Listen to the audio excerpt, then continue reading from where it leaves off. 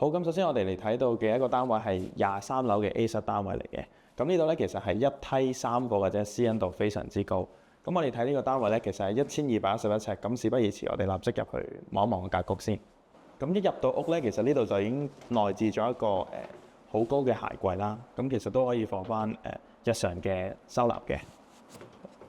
咁另外左邊咧就會係我哋嘅緊廚嘅部分啦。咁首先見到呢度係一個煮食嘅位置啦。咁另外呢邊就係一個備餐嘅位置。咁其實三雄基咧都非常貼心，已經做咗一個內置嘅雪櫃俾業主使用㗎啦。咁呢邊亦都係用咗一 set Miele 嘅烤焗爐啦，同埋蒸焗爐嘅。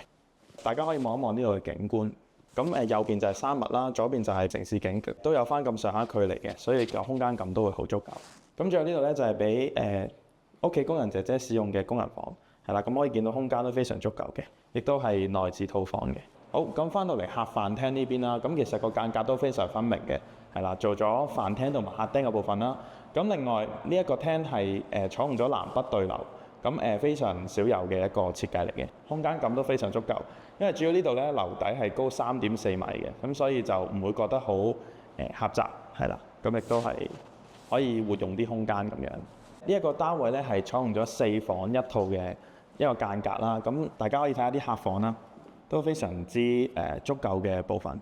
咁另外一間客房啦，第3間客房啦，咁客房嘅旁邊咧就會係一個浴室，咁都係名廁嚟嘅。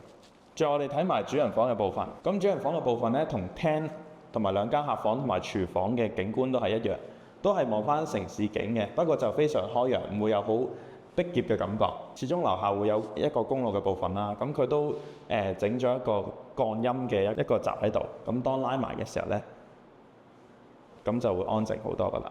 主人房嘅另一邊咧，三雄基亦都事先幫業主做咗一 set 預設嘅衣櫃，咁啊非常夠用嘅，咁個高度應該都有3米嘅。最後我哋睇埋主人套廁嘅設計，咁啊浴室入面亦都係分咗企浴啦同埋浸浴嘅，